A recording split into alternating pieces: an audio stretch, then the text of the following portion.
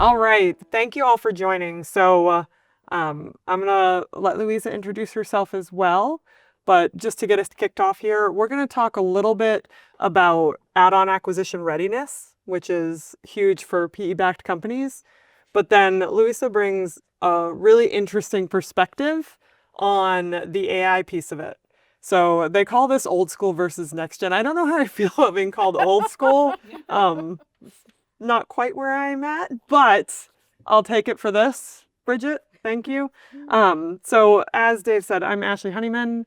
I run finance and our shared services and delivery at Consero. But more importantly, I was originally a client. So I know what Consero can do specifically on this piece, what Consero adds when you're talking about acquisition readiness. Any customers here know that when you're making an acquisition, you have Consero, a lot of the heavy lift can be off of you because Consero does so much for you. So I'm very excited to be here. And Louisa, please tell us about yourself. Hi, everyone. I'm Louise Keely. I'm managing director at a firm called Quantum Rise. We are a AI transformation consultancy. We're a startup. We were founded 2 years ago, a little over 2 years ago, with the goal to support growth stage companies in their AI transformation end to end, from strategy through to implementation. And I have a background in consulting. I'm a data scientist. And I joined Quantum Rise because I could see how AI was going to disrupt consulting, and also the needs that my clients had around how to create value with AI in their business, and wanted to be at the heart of that change. And I'm excited to be here today. And we've just completed our own acquisition, which Consero has helped with. So wonderful. Yeah. Wonderful. Thanks. So as you all know, part of a private equity playbook is you buy your platform company and you buy acquisitions that will hopefully be accretive and layer them onto that platform. So it's one of the easiest ways to create value, but also one of the biggest sources of disruption in an organization. If you're not ready to absorb that acquisition, then it can actually destroy value in so many ways. So the first thing I kind of want to talk about a little bit from my perspective before AI comes in and changes the game is kind of the concept itself of add-on ready. When we think, what does it mean to be add-on ready? How do we know if a firm is add-on ready? And when I think about the companies I've been at that have made acquisitions, for me, it's really 4 things. The first one is cultural and leadership alignment. And from that's just around the strategy itself. You need a leadership team that is absolutely bought into making acquisitions. The executive leadership team and the senior leadership team. There's a phrase where, like, if you think you're wrong or you think you're right, like, you're right, right? Either way, you're right. If you believe it, you're right. If you have a leader who believes that this acquisition is bad or this strategy is wrong, it will be a self-creating prophecy. So you need everybody on the leadership team aligned. Yes, we're making acquisitions. Yes, we can absorb it. Yes, we can make this work. If your leadership team doesn't believe it, then your acquisitions will fail. The second piece is strategic alignment on the acquisitions you're making. So Consero is acquisitive right now. We just acquired Waxman, and we plan on making more acquisitions. 100%. We all know the strategy. The entire company knows the strategy. We're not trying to hide it. Everyone is aligned at the organization. Now, who are we acquiring? What are we trying to gain? And making sure everybody's aligned around that strategy, super important. At Consero, we want things that will increase our breadth of services. So there's one LOI we're about to sign. Can you please get it signed, Dave? That will add a huge service to our customers. So adding a new service line, huge value add for us. That's something we want to do. Also adding different verticals. We just acquired Waxman. That was in the long-term care. So strategic alignment over what you're pursuing is really important, because the biggest way, I always tell people, like, if you see an acquisition and you tell someone, they're like, yeah, that acquisition makes sense, good acquisition. If you see an acquisition and you tell someone and they're like, yeah, well, it could work if this and if that, bad acquisition, just walk away. If it's not, if you're going to have to pull 20 levers to make it work, don't do it. It's not going to be value add. The next thing is the ability to take on the integration burden, right? It is a huge distraction for your company. So if you're bringing this on and everybody's working 60-hour weeks, that acquisition is going to sit on its own separate side and never be integrated, never be value add. And when you go to sell, the acquirer is going to know that. They're going to be like, well, this isn't even, it's two different emails. You're not on the same systems. Nothing's been integrated. I'm not going to give you 12 times EBITDA on that 5 times EBITDA because you haven't done anything with it. So making sure you have the ability to take on the integration burden. So at Consero, we have a person specifically dedicated to do the integration on our corp dev team. And then the last one is a strong foundation. If you have cobbled together processes and you're bringing something into that, those processes will break. And so this is one place on the finance side where Consero really helps our clients. When I was a customer, I was walking into something, cash financials, about to make an acquisition of cash financials, no finance people to be seen. It was going to be a mess. But Consero was able to shore up our back offices, and then we could make acquisitions and roll them into the finance function without me even touching it. Like the Waxman that we just bought, our finance team did that completely because they're able to absorb it because we have a strong foundation. Obviously, we're on Consero's tech stack that they give to all their clients. So we have a strong foundation. We knew we could absorb it. So I think those 4 things you need to be add-on ready. But I am old school. And none of those things talked about AI. And so, Louise, one of the things that I found really interesting that you've written about is that data strategy is actually now a CEO problem. It's not an IT problem. It's not an IT responsibility. So when we're thinking about this, we're thinking about a platform company that wants to acquire. What do you mean by that the CEO needs to own the data strategy? What does a company have to have from an AI foundation? What needs to be true about their data before they make that first add-on? So I think the answer is really, it's an extension of the 4 elements that you mentioned. And so data strategy is, the reason why it's a CEO priority is because it's not a technology question, it's a business question. So the CEO, the leadership team, when thinking about data, when thinking about AI in the context of the acquisition, should start with what is the value creation thesis? What is the reason for the acquisition? What are the business goals? And with that, in what ways will the data and will the AI technology support that? And so data and AI readiness is, in that context, is not just about having the right information in place, having the right technology in place, but having that connected to what are the overall business goals, and then also what are the you mentioned like leadership alignment and cultural alignment. What are the capabilities and the motivations that need to be in place from a people perspective? So, I'll talk about this probably more as we go on, but a very simple way that a CEO and a leadership team could be looking at acquisition is to ask themselves, what are the 2 or 3 things, not 40, but like 2 or 3 things that we can do in the first 30 days after the deal closes that are going to allow us to show value creation with AI, with the data that we have in place. And it's not, so you're not going to do enterprise-wide transformation in 30 days, but it's a way to get started. And so to the extent that AI is going to be part of the reason for the acquisition and part of the value creation, you want to be able to get started quickly. When we talk about a portco and they're going and making acquisitions, yep. What's the difference between a portco that successfully adopts AI post-close and one that stalls? Like when you think about where that problem is, a lot of times when I think about acquisitions, you can name the problem related to some of those 4 items. Yep. But what do you think? Is it a data problem? Like you just talk about the data a little bit. Is it a people problem? Or is it, like the CEO, Dave's problem? Is a leadership problem? First and foremost, it's a leadership problem because it's everything, right? It is the data. Do you have a data strategy? Do you have the data in place? Do you have the technology? Do you have the AI tools in place? do people understand what the goals are and what their role is in achieving those goals? But all of that hinges on the leadership articulating those goals, setting expectations, and following through. And so, and again, it's, there's a lot of discussion about, AI.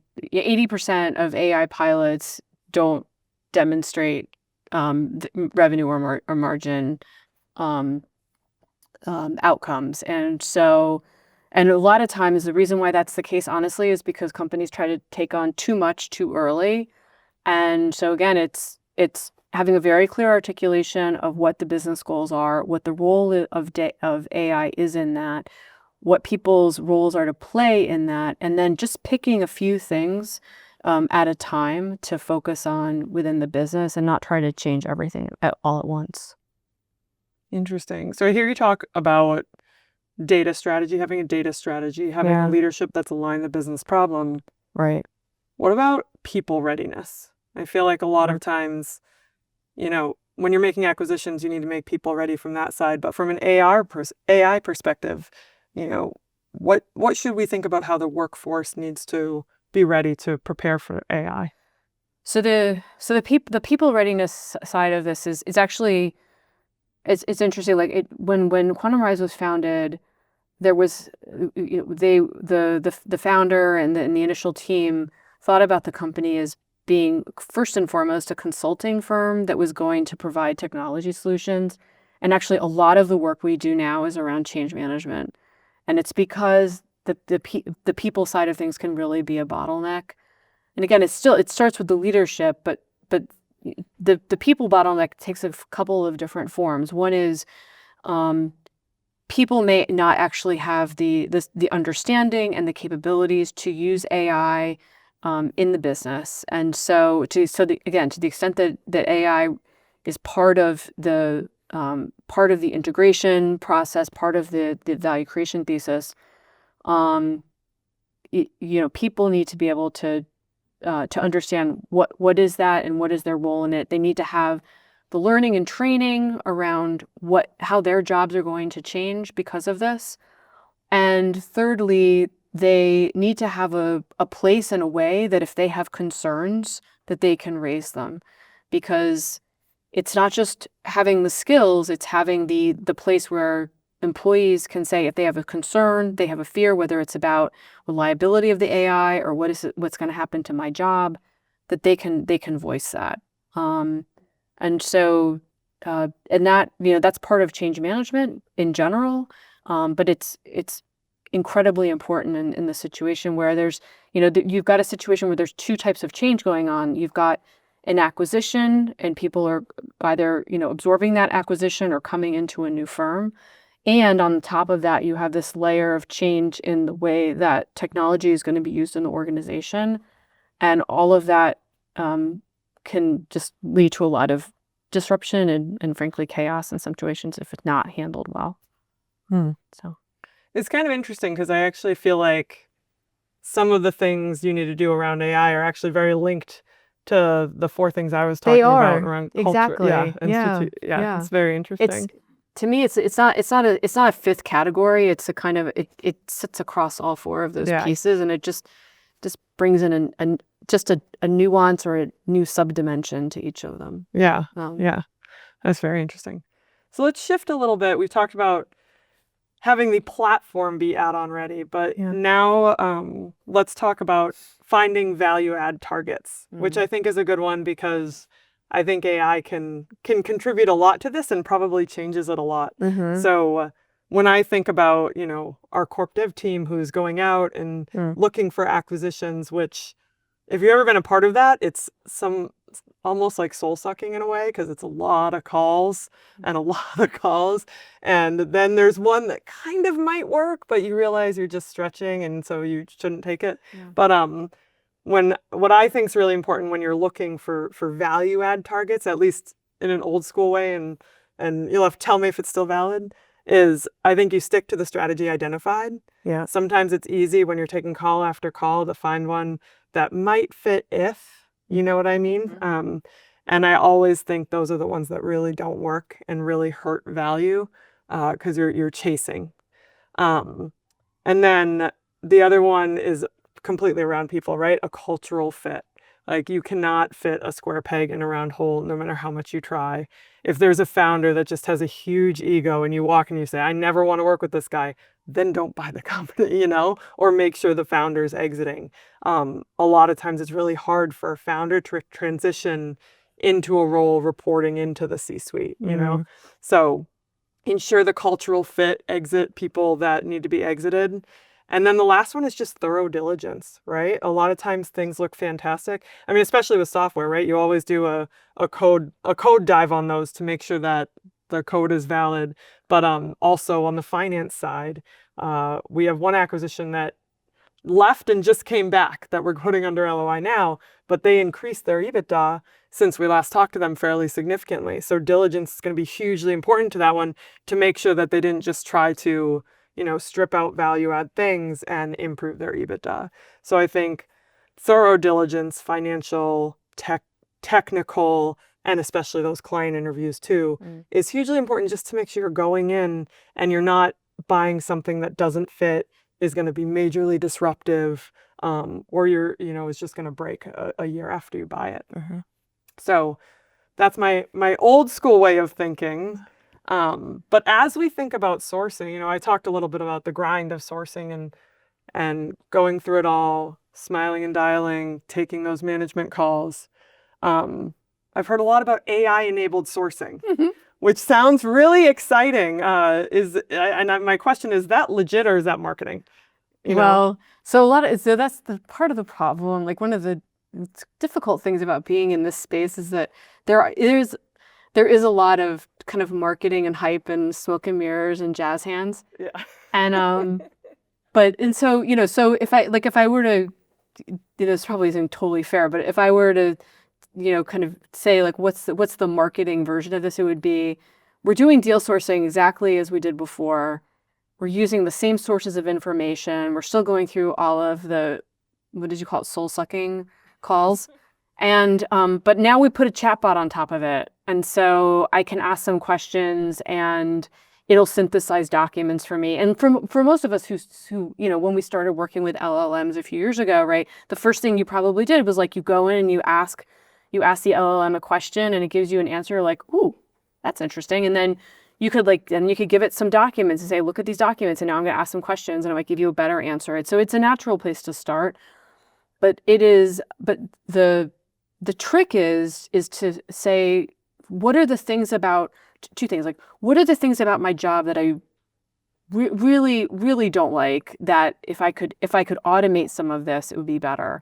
And then secondly, what are the ways that I can bring together information that just I couldn't possibly with my brain alone bring together and synthesize, that now with an AI model, I can look across that data in a much more comprehensive way and much more quickly synthesize it. And so when I think about deal sourcing, there's a couple things come to mind. One would be, if we think about the way that a strategy is formed and refined over time, and then deals are potential sources are identified and explored. What are all the different types of data that could go into that? And think broad, like what are all the things that I couldn't possibly synthesize myself, but now I could have access to, and I could bring those together, and synthesize them and query them, and then you start to get something that's new. Or what are ways that we can, when we're doing all these calls, or we're gathering information ourselves, like think of that as like you're creating data and bringing into it. What could you capture and codify? How are those calls being kind of codified and used today? And can you start to bring and actually also start to bring together information across these transactions so that you can start to see patterns in a way that you didn't before, right? So if you're recording all the calls, or you're capturing notes, and you can bring those into this body of data that you're using to generate ideas. And then to start to make it agentic. In other words, not to have the AI, making deal decisions for you, but just surface ideas that you might not have surfaced yourself. So that's, so it's sort of stepping back and saying, how can I automate some of the stuff that I don't like doing? Like I can do the calls, but I don't like bringing the information together afterwards, or I can synthesize a much larger body of information. And even like pressure testing, some of the modeling, like synergy modeling is one where, it's just like notorious. You do cost synergy or revenue synergy modeling, and then you look back afterwards and it's like, well, that wasn't right. But, could we fix that? Could we start to build synergy models that take into account the history of the models we've built before and what's been realized, and actually, sit and also even just use AI to surface and critique synergies that we may think are valid, but because that's, it can be an interactive thing where we're coming up with an idea, we're pressure testing it, or the AI comes up with an idea and we're pressure testing it. That interactive element of working with agents is also new, and not just marketing. Yeah. Absolutely. And then when you're going through diligence, I talked a lot about diligence, financial diligence, tech diligence. What are things, AI specific risks that PE firms, platform companies, Consero really should be looking out for that probably aren't on my old school checklist?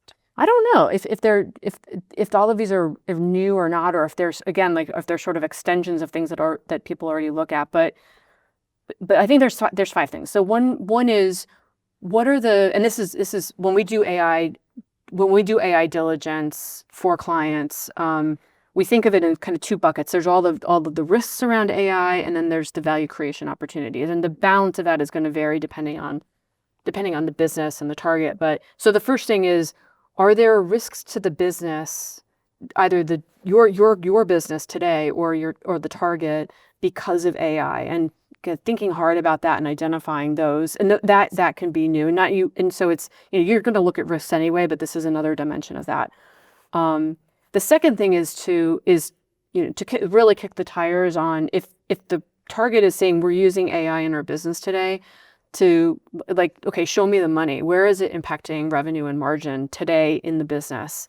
And then looking ahead, what are the ways in which AI could impact the business, and what are the dependencies on that in terms of data, who owns the data, who has access to the data, and the work that's involved, and which workflows, which processes in that business that will be impacted, or that require the AI, and is there do you have a view of that? And then fourth would be, if the target has tools, has products that they're using, making sure that they're not just in the demo phase, that they're really working. And then the last but not least is, if their AI is going to be part of the work that you're either doing as an integrated organization or that the target is doing now, what needs to continue or start in the first 90 days, 6 months, 12 months, that's non-negotiable, because that where you, like, to your point, like, you should walk away from the deal if it's not happening or it's not going to happen and there isn't a clear path to getting there. So I'll give you an example. So we did a diligence, an AI due diligence for a client, and the target, they had a chatbot, and it was using RAG, so it was retrieval augmented generation. So basically, like, in plain speak, it's, you have an AI model and it's pulling data, it's pulling context from other sources that you point it to. And they had a chatbot, and it was for customers. So this was a customer facing solution, and they presented it as if it was kind of ready to go, and it looked great. And then you have to have technical people doing this, so not me, people more technical than me, looking at it, and they found that, first of all, the way this chatbot was built and this way solution was built was with one script, with one set of code, and that's not the way you build these things. The way you want to build is just like anything in life. you want to chunk it into different pieces so that so if something goes wrong, you can go through and check to see where did things go wrong in the code and how do I fix that. That hadn't happened. A second thing was they hadn't set it up so that if you have multiple customers coming in and asking questions, that the solution would sequence it. And the reason why that's a big problem is because if you have multiple customers coming in and asking questions, it can introduce latency. It can slow the tool down and stop it. And like anyone who uses LLMs, you might even have kind of run across this in your own organization. And then the third thing, and probably most important, was that, and this is like, oh my gosh, you're working with customers, and the LLM was accessing customer data, and you have to have that compartmentalized, right? You need to have called tenant isolation. You have to, that hadn't been done.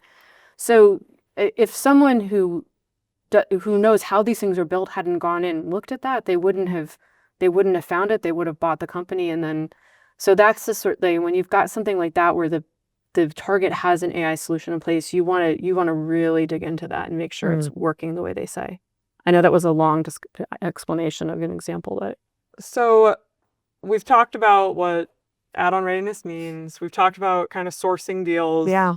Let's get a little bit into integration. Okay. And integration that actually works. So in my experience, there's, this is where the rubber meets the road. Everything is happy and wonderful and everybody's on board, and then you sign a deal and you actually have to do the real work. And so for me, the things that are really important, again, are leadership alignment, right? Leadership alignment hopefully already happened that the deal was a good one, but leadership alignment around the integration plan and leadership alignment on what's happening and what you're doing with that acquisition, because everybody needs to be on board. And then for me, the second thing is communication. I think communication is just so incredibly important, because when you first make an acquisition, that's how you're earning their trust, right? You're earning the trust of the founders and you're earning the trust of the employees coming on. And you're maintaining the trust of your employees as well. And so even if it's difficult, I think it's really important to communicate, say what you're going to do, and do what you're going to say. So at the last Amplify, we had our customer idea up here, and he talked a little bit about this as well. And I remember he said that when they buy a company, they have employees they know they're going to keep, and they tell those employees, look, there's absolutely a job here for you, and we want you to stay. There's employees they know are going to leave that they need for 30, 60 days. And they say, look, your job is going to end, but we need you for 60 days, and hopefully like give them a bonus to stay.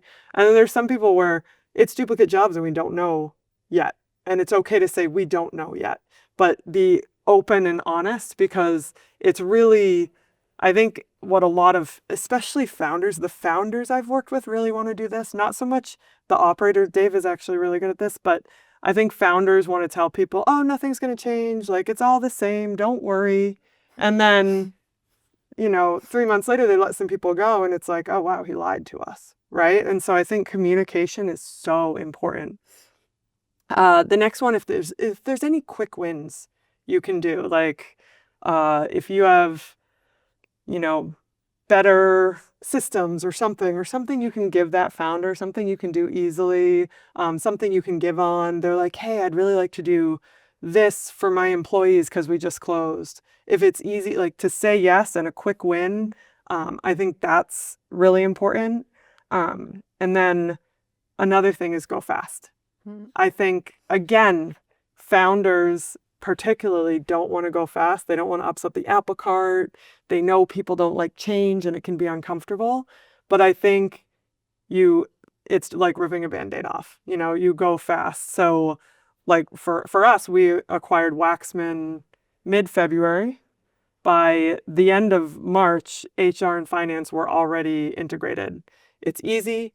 It's a quick win. You can do it, and it's done. It's over. Everybody knows that's going to happen. IT was done by the end of April, and immediately switch the people into where they're going to go. I think when you draw things out and there's no plan, employees feel that. They feel like, what's happening? I don't really know what's happening. I don't really know what's changing. So if you communicate and you do it quickly, hey, you're coming on our systems, this is where you're going to go, and you just go and do it. Then 6 months later, it's done. And you don't have to worry about that acquisition anymore. I think when it's drawn out is when the disruption really happens. I think you make the hard decisions. Is a trade name really valuable? Everybody thinks their trade name's valuable. Are you a book of brands, or do you have one brand? Make the decision, and just pull the Band-Aid off. And then my last one, I know this is quite a few here, but an acquisition playbook and someone to PM that acquisition. So we have a woman who PMs the acquisitions for us. Her name's Janine. And honestly, whenever I see an email or a Teams message, I'm like, oh God, what does Janine need now? But I need the nag, I need someone there to make me do it, to make me move forward, because a lot of times there's something else you're working on. So I think having someone that really drives the integration, make sure you're following your playbook and getting things done, is incredibly important, to get everything done, really. So now we think about how AI plays into all of that. Yeah. And I'm wondering, honestly, if it's a little similar to our first question, where it's a little piece of all of these. But, when I think about AI, I think about companies coming in and they have all these different systems, like one's on Salesforce, one's on something else. There might be multiple ERPs. Where can AI come in and help bridge that? Like, how does AI come in so that you're not flying blind for 3 months? Yeah. So on the one hand, AI, like the whole kind of what's going to happen because of AI, can just add another layer of uncertainty, on top of what you just described. And so, but at the same time, AI can also be a way of mitigating the uncertainty or more quickly decreasing it, because if we think about AI as being a potential bridge, it's like, before you get those ERPs integrated, before, the CRM systems, like you migrate from one CRM to the other, AI can be a way to, or AI tools, right, can be a way to kind of quickly pull information from those different systems, so that from day one or, day 10 or whatever, leaders can start to get a view of the business more easily. So for example, let's say you've got, two companies and they're on two different CRM systems, and you're going to pull information, you're going to migrate one into the, the target or the acquisition into the main company, but that's going to take some time. In the meantime, you can build just a little, like, think of it as just a little layer that pulls information from both of those CRM systems to create a single dashboard, so that leaders can get a sense of, where you are in terms of, customer churn and retention and pipeline, or whatever the metrics are that leaders need to be looking at. And you don't necessarily want to use AI to pull information from one into the other, because that can lead to messiness. You just want to kind of do it in one clean way, but it can provide a bridge so that while you're doing the work of that kind of full end-to-end migration, which still requires governance and people, and you can't just automate that all with an agent. You can still get a view of what's going on in the business, and to your point, like, be able to take the actions quickly that you were planning to do from day one. Yeah. So would you kind of AI enable the platform first, or kind of wait on integration a bit? Like, where do companies go wrong there? So I think the answer is, in short, the answer is use with the platform that you've got. Don't try. When I talk about AI being a bridge, it really is just a bridge. And in general, if just like with any type of kind of software or tool, if you build something kind of off to the side and then you try to integrate it, that often is harder than it sounds. And it may, and again, like I said earlier, if the leadership sets expectations about here's how we're going to use AI, and just picks a few things to focus on, build those in the existing platform, and take the time to do that, and not only from a technology standpoint, but from a people standpoint, because again, the technology isn't necessarily the hard part. But if you're building AI tools on an existing platform, and now this is going to impact people's jobs, you've got to pace to that. And so But again, if you do it that way, you're doing it once, you do it right, and then you're done. Whereas if you do it off to the side and you got to bring it in, now you're introducing another step, another layer of uncertainty. It's going to take longer. Yeah. So pulling on that point, like, so say you're 30 days post close, you've acquired a team. Yeah. And now you're telling them you're going to put AI in their workflows, right? Mm-hmm. And they're hearing, oh, you're automating my job. I'm going to be out of a job. Mm-hmm. How do you respond to that? And what pitfalls are there to avoid in that communication and messaging? I think it's exactly what you said earlier about making sure that things are communicated clearly. So if a job is going to be automated, you say that, and it may be 30 or 60 days, or it may be 12 months from now, but you have to prepare people for that if that's where you're going. And this is not just in the context of acquisition. I mean, there was an article in the Wall Street Journal today about this. Like, it's a topic that comes up with almost every client I talk to, of if I am going to have a reduction, or am I going to have a reduction in workforce? If I'm going to have a reduction in workforce, how do I decide what that's going to look like? How do I communicate it? But it is like making that decision and being clear about it within your leadership team, and then communicating it and being honest about it. And then, because, and actually the reality is that most people's jobs are not going to go away. So then it's also being clear about how is your job going to change, and how are the expectations we have of you are going to change. Are we expecting you to use these tools in your work? Are we expecting you to learn how to use them? And being very concrete about that. And, also, again, like, assume that if you don't communicate, people are assuming the worst. Mm-hmm. So, that's, people's heads will go there when there's uncertainty and there's change going on. Yeah, people create their own narrative. They do. If there is an absence of one. Yeah. All right. So the next topic I just want to move on to a little bit, we have 10 minutes left, is kind of the repeatable acquisition playbook. So, which is what a platform company is supposed to do. It's actually, Idera has made, I think, 50 acquisitions or something like that on using Consero as their finance arm. But it's almost like making integrations a part of your DNA. So if one acquisition is hard, 3 or 4 a year can be extremely difficult. So when I think about that, and again, right, this is a great topic for Consero because this is our plan for the year. We've made one, another one under LOI, another one about to sign. So this is our plan. And so when I think about how we're going to absorb that and what we're going to do as we make acquisitions, I think the number one thing is an acquisition playbook.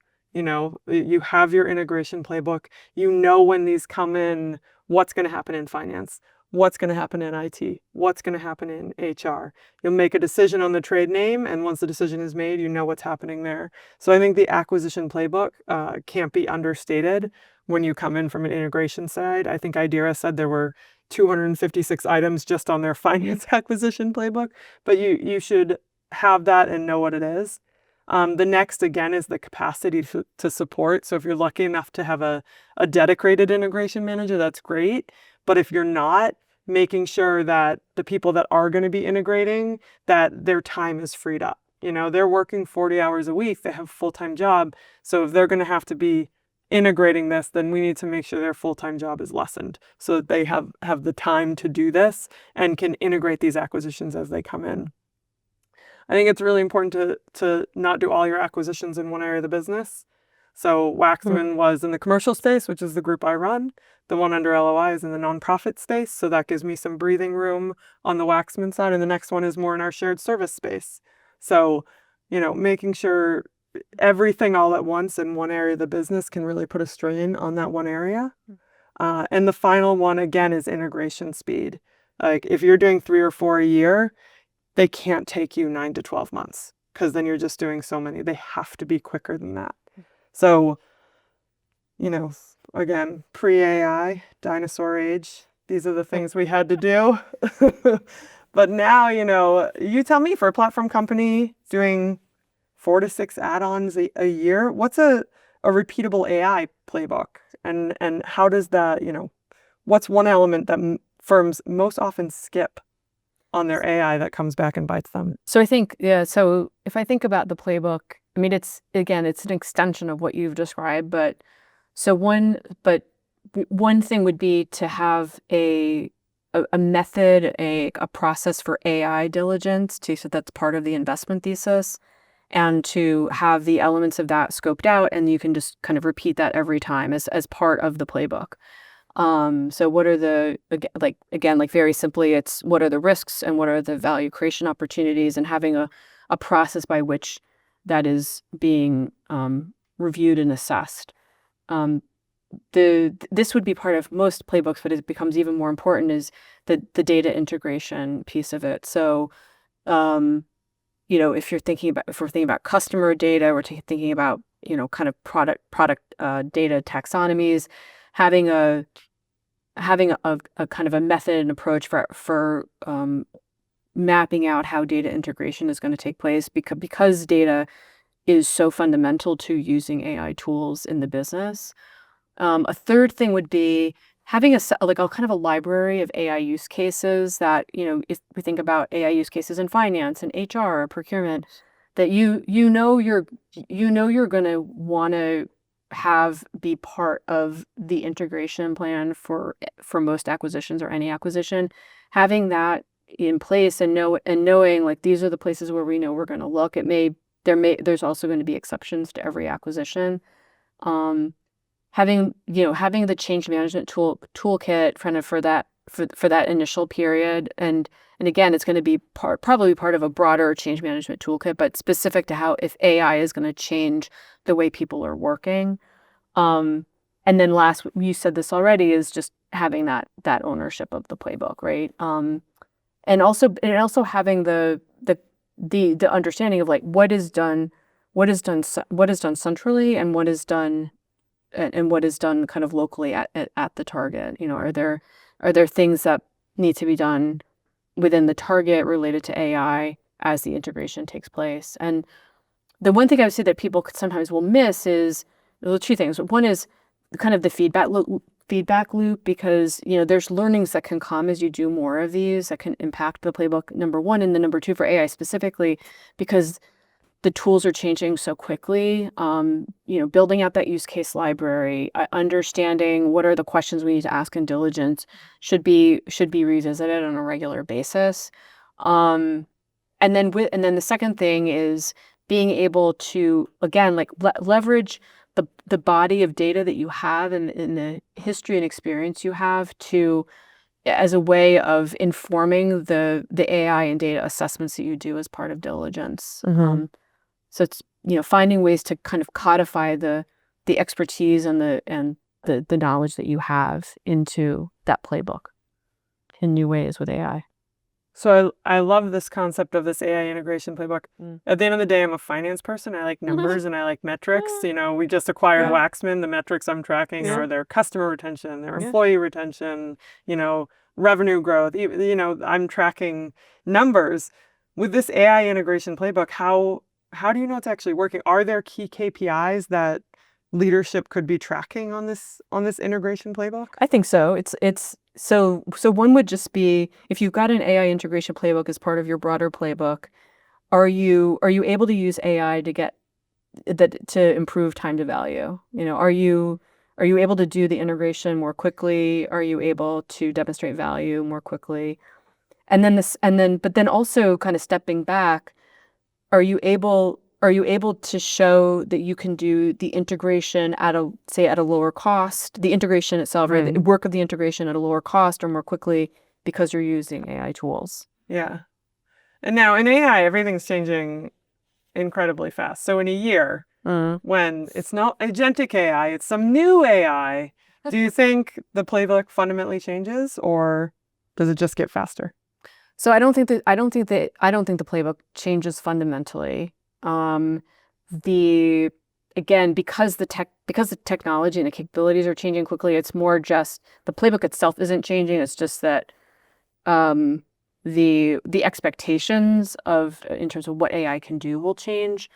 The big change right now that's going on is the use of agents, and so the ability. Like, people may have heard the term agentic harnesses, but basically the ability to kind of to govern agents, to allow, and agents are basically AI tools that are able to take to take action on their own with minimal or no human oversight. So they're not necessarily making big decisions, but they can be just doing simple things like deciding where to gather information from and how to save and how to build a model, right? And they can make decisions like that. But that is starting to get used more and more. And so that will, that has implications for the playbook, because now there's a set of things you need to look at within diligence around how agents are being used and deployed in the business. The speed will continue to increase. So like the metrics I just mentioned are basically around speed. But again, there's a limit to that, because this is not an activity that is going to be completely automated. There's always going to be humans involved. And so the ability for sourcing to happen, for to review deals, to execute deals, is still going to be constrained by human capacity. Like in general, like humans are going to remain the scarce resource, and our context and our expertise cannot be completely outsourced. The agents, just no matter how well we try to give them context and instructions, there's just a limit to what we can do and what they can do, at least in my view for now. And so there will be a limit on that speed increase. We'll taper off. Perfect. And now we have a minute left, so I want to do kind of one last fire question. So if somebody asked me the single most important thing a company could do to be add-on acquisition ready, I would say alignment. Alignment around the strategy, alignment in the team, but I think alignment is the most important thing. Now, with your AI perspective, what do you think is the most important thing a company should do with AI before pursuing an add-on acquisition strategy? I think it's building on the alignment. It's being focused. So, like I said a couple of times, it's being very focused in terms of clearly able to define why AI matters to your business, to your target's business, how it's going to impact the integration, and then just picking a few places, doing less and doing it well, to demonstrate the value of using AI in the way that you've defined, and to be able to bring the people along with you as you're going through the integration and using AI in new ways. Wonderful. Well, thank you very much. Thank you, This was Ashlyn. a great session.